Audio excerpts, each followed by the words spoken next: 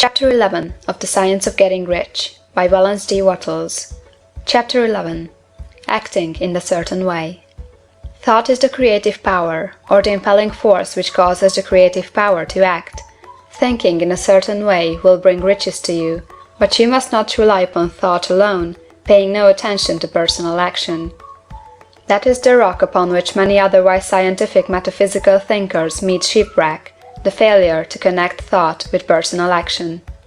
We have not yet reached the stage of development, the stage to be possible, in which man can create directly from formless substance without nature's processes or the work of human hands. Man must not only think, but his personal action must supplement his thought. By thought, you can cause the gold in the hearts of the mountains to be impelled toward you, but it will not mine itself, refine itself, coin itself into double eagles, and come rolling along the roads seeking its way into your pocket. Under the impelling power of the Supreme Spirit, man's affairs will be so ordered that someone will be led to mine the gold for you.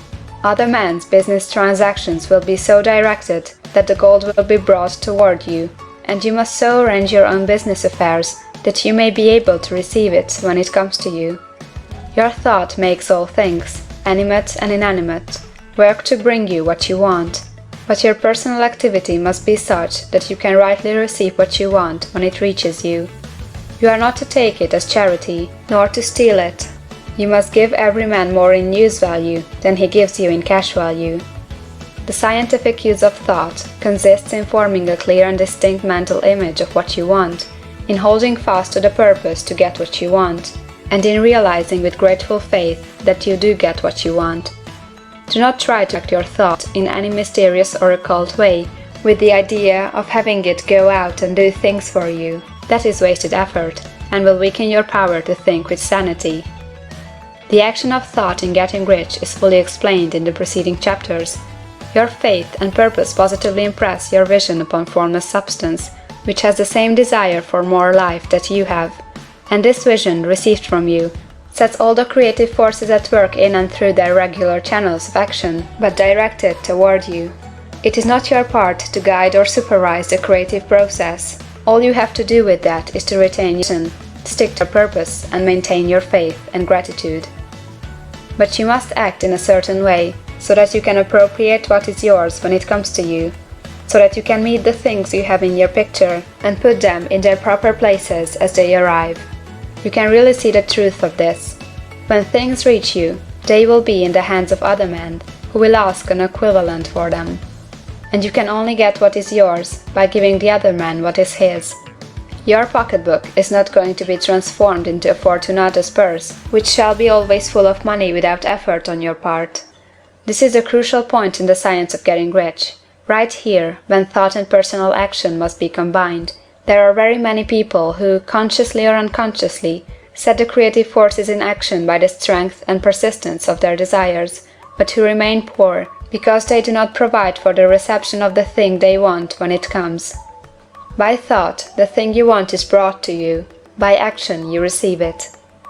Whatever your action is to be, it is evident that you must act now.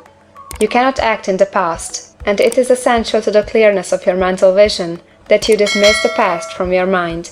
You cannot act in the future, for the future is not here yet. And you cannot tell how you will want to act in any future contingency until that contingency has arrived. Because you are not in the right business or the right environment now, do not think that you must postpone action until you get into the right business or environment. And do not spend time in the present taking thought as to the best course in possible future emergencies. Have faith in your ability to meet any emergency when it arrives. If you act in the present with your mind on the future, your present action will be with a divided mind and will not be effective. Put your whole mind into present action. Do not give your creative impulse to original substance, and then sit down and wait for results. If you do, you will never get them. Act now. There is never any time but now, and there never will be any time but now. If you are ever to begin to make ready for the reception of what you want, you must begin now.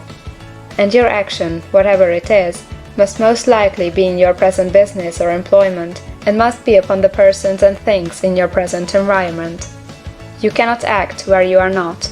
You cannot act where you have been, and you cannot act where you are going to be. You can act only where you are. Do not bother as to whether yesterday's work was well done or ill done. Do today's work well. Do not try to do tomorrow's work now. There will be plenty of time to do that when you get to it.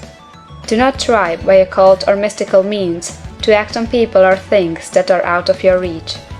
Do not wait for a change of environment before you act. Get a change of environment by action. You can so act upon the environment in which you are now as to cause yourself to be transferred to a better environment.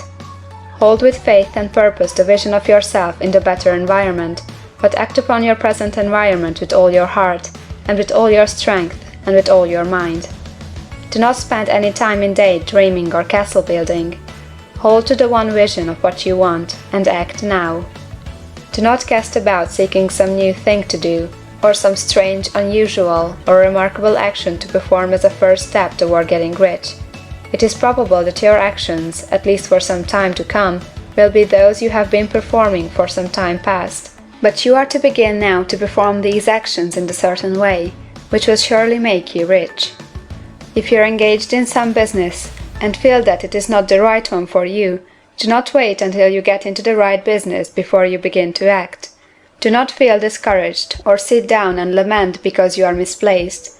No man was ever so misplaced but that he could not find the right place, and no man ever became so involved in the wrong business but that he could get into the right business. Hold the vision of yourself in the right business, with the purpose to get into it, and the faith that you will get into it, and are getting into it. But act in your present business. Use your present business as the means of getting a better one, and use your present environment as the means of getting into a better one. Your vision of the right business, if held with faith and purpose, will cause the Supreme to move the right business toward you, and your action, if performed in the certain way, will cause you to move toward the business. If you are an employee or wage earner, and feel that you must change places in order to get what you want, do not project your thought into space and rely upon it to get you another job. It will probably fail to do so. Hold the vision of yourself in the job you want, while you act with faith and purpose on the job you have, and you will certainly get the job you want. Your vision and faith will set the creative force in motion to bring it toward you, and your action will cause the forces in your own environment to move you toward the place you want. In closing this chapter, we will add another statement to our syllabus. There is a thinking stuff from which all things are made, and which, in its original state, permeates, penetrates, and fills the interspaces of the universe. A thought, in this substance, produces the thing that is imaged by the thought. Man can form things in his thought, and, by impressing his thought upon formless substance, can cause the thing he thinks about to be created. In order to do this, man must pass from the competitive to the creative mind. He must form a clear mental picture of the thing he wants, and hold this picture in his thoughts, with the fixed purpose to get what he wants, and the unwavering faith that he does get what he wants, closing his mind to all that may tend to shake his purpose, dim his vision, or quench his faith. That he may receive what he wants when it comes, man must act now upon the people and things in his present environment. End of chapter 11.